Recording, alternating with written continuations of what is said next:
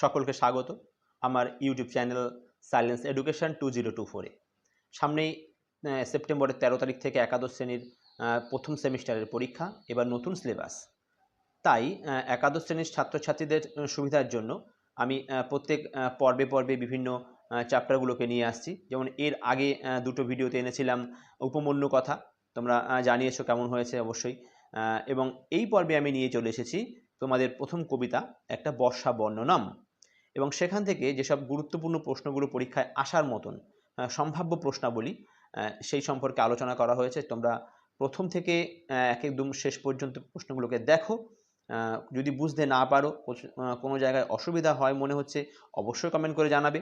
এবং অবশ্যই এই চ্যানেলটাকে কিন্তু সাবস্ক্রাইব করে রাখো, যাতে পরবর্তী ভিডিওগুলো আপলোড করার সঙ্গে সঙ্গেই তোমাদের কাছে নোটিফিকেশান চলে যায়, এবং নোটিফিকেশান বেলটাও চাপিয়ে রাখো।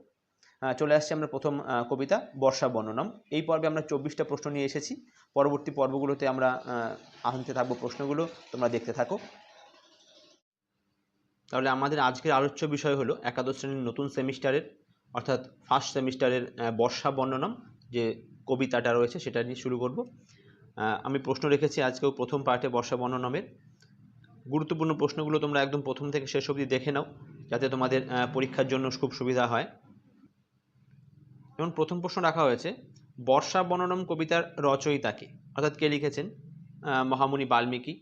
ঠিক তারপরে প্রশ্ন আছে, বর্ষা বর্ণনাম কবিতাটি কোন গ্রন্থ থেকে নেওয়া হয়েছে? অতএব যখন বাল্মীকির লেখা, অবশ্যই সেটা রামায়ণের অন্তর্গত, রামায়ণ থেকে নেওয়া হয়েছে। পরের প্রশ্ন আছে, রামায়ণের কোন কাণ্ড থেকে কবিতাটি নেওয়া হয়েছে? অর্থাৎ রামায়ণের 7টা কাণ্ড আছে, তার মধ্যে কিষ্কিন্ধা কাণ্ড, কিষ্কিন্ধা কাণ্ড থেকে এই কবিতাটাকে নেওয়া হয়েছে। মনে রেখো প্রশ্নগুলোকে। বর্ষা বর্ণনাম কবিতাটি কিষ্কিন্ধা কাণ্ডের কততম স্বর্গে আছে? অর্থাৎ কিষ্কিন্ধা কাণ্ড তার কততম স্বর্গে আছে বর্ষা বর্ণনাম? 28তম স্বর্গে আছে বর্ষা বর্ণনাম। এরপরে প্রশ্ন বলে রেখেছি, কে কার কাছে বর্ষা ঋতুর বর্ণনা করেছেন? অর্থাৎ রামচন্দ্র লক্ষণকে, অর্থাৎ লক্ষণের কাছে বর্ষা ঋতুর বর্ণনা করেছেন। তোমরা প্রশ্নগুলো একদম প্রথম থেকে শেষ অবধি দেখে নাও, শেষ পর্যন্ত, এবং পরীক্ষা চলে এসছে কাছাকাছি। অয়ং সকাল সম্প্রাপ্ত, অয়ং সকাল সম্প্রাপ্ত, কোন কালের কথা বলা হয়েছে এখানে? কোন কালের কথা বলা হয়েছে? এখানে বর্ষাকালের কথা বলা হয়েছে, যেহেতু বর্ষা বর্ণনাম কবিতাটি, তাই বর্ষাকালের কথা বলা হয়েছে। এই প্রশ্নটা ভীষণ গুরুত্বপূর্ণ। সংপর্শ তং নভ, সংপর্শ তং নভ, এখানে তং বলতে, এই যে তং বলতে কাকে বোঝানো হয়েছে? এখানকে তং বলতে লক্ষণকে বোঝানো হয়েছে। পরের প্রশ্নটা আছে, একটা সন্ধি বিচ্ছেদ রাখা হয়েছে, এখানে সন্ধি বিচ্ছেদ আছে, তোমাদের আসে বেশ। সাক্কম অঞ্জলিভি, তোমরা এটি যখন সন্ধি বিচ্ছেদ করবে একটু শব্দটাকে দুবার একটু ভালো করে পড়বে। সাক্কম অঞ্জলিভি, সাক্কম অঞ্জলিভি, দেখো এমনি ভেঙে যাবে, সক্কম যোগ অঞ্জলিভি, সাধারণ একদম সোজা। একটু ভেবে চিন্তে লিখবে এগুলোকে, যেহেতু অপশানে দেওয়া থাকবে। বর্ষার বায়ু কোন ফুলের গন্ধ বহন করে? ভীষণ গুরুত্বপূর্ণ প্রশ্ন এটা। বর্ষার বায়ু কোন ফুলের গন্ধ বহন করে? কেতকী ফুলের গন্ধ, কেতকী ফুলের গন্ধ বহন করে। বর্ষার আকাশের সঙ্গে কার তুলনা করা হয়েছে? শান্ত মহাসমুদ্রের তুলনা করা হয়েছে। ভীষণ গুরুত্বপূর্ণ প্রশ্নগুলো, তোমরা একটু পরীক্ষার আগে পর্যন্ত শেষ করে একটু মুখস্থ করো। গুরুত্বপূর্ণ সম্ভাব্য পরীক্ষায় আসার মতন প্রশ্ন কিন্তু আমি সব একেবারে সেইভাবেই সিলেকশন করে এনেছি। মহার্ণবস্য, এই শব্দটা সংস্কৃত শব্দ কি? অর্ণব, আমি পরেও আসবো।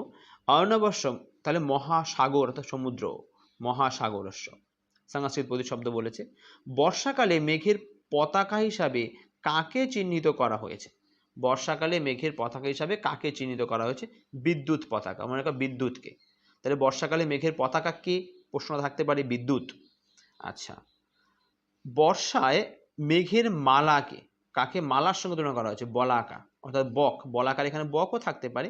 হ্যাঁ, বর্ষায় মেঘের পতাকা বলা হয়েছে বলাকা শ্রেণীকে, বককে। পরের প্রশ্ন আনা হয়েছে, বর্ষাকালে মেঘকে কোন প্রাণীর সঙ্গে তুলনা করা হয়েছে? বর্ষার মেঘকে কোন প্রাণীর সঙ্গে তুলনা করা হয়েছে? মদমত্ত হাতি, মদমত্ত হাতির সঙ্গে বর্ষার মেঘকে তুলনা করা হয়েছে। এরপরে একটা প্রশ্ন, গুরুত্বপূর্ণ প্রশ্ন থাকে, সদ্বলানি, এই শব্দটার অর্থ কি? সদ্বলানি শব্দের সার্থ হলো সবুজ, সবুজ তৃণক্ষেত্র। সদ্বলানি শব্দের অর্থ সবুজ তৃণক্ষেত্র। কয়েকটা শব্দ রেখেছি। বলাহকানি, এই বলাহকানি শব্দের অর্থ হলো মেঘ সমূহ, মেঘ সমূহ। তারপরে প্রশ্ন আছে, এটা গুরুত্বপূর্ণ প্রশ্ন, বর্ষাকালে কখন বনভূমি অধিক শোভা পায়? বর্ষাকালে কখন বনভূমি অধিক শোভা পায়? অপরাহ্নে, অর্থাৎ বিকালের দিকে অপরাহ্ন বেলায় বনভূমি খুব সুন্দর শোভা পায়। বৃষ্টির জলে সব গাছপালা পরিচ্ছন্ন হয়ে গেল, পরিষ্কার। বর্ষাকালে কারা নৃত্য করে? ময়ূরেরা। বর্ষাকালে নৃত্য করছে কারা? ময়ূরেরা। এর একটা ভালো প্রশ্ন আছে এখানে। শিখিন, শিখিন এই শব্দটা বা এই পদটার অর্থ কি? ময়ূর, ময়ূরেরা, যেহেতু এটা বহু বচন দেওয়া আছে তাই ময়ূরেরা। প্লবঙ্গা, প্লবঙ্গা শব্দের অর্থ হলো ব্যাং, কোনো কোনো সময় ভেক এই কথাটা দেওয়া থাকে। ষট পাদৌঘই, এইটা গুরুত্বপূর্ণ প্রশ্ন, এই শব্দের সংস্কৃত একটা প্রতিশব্দ হলো ভ্রমর কুলই।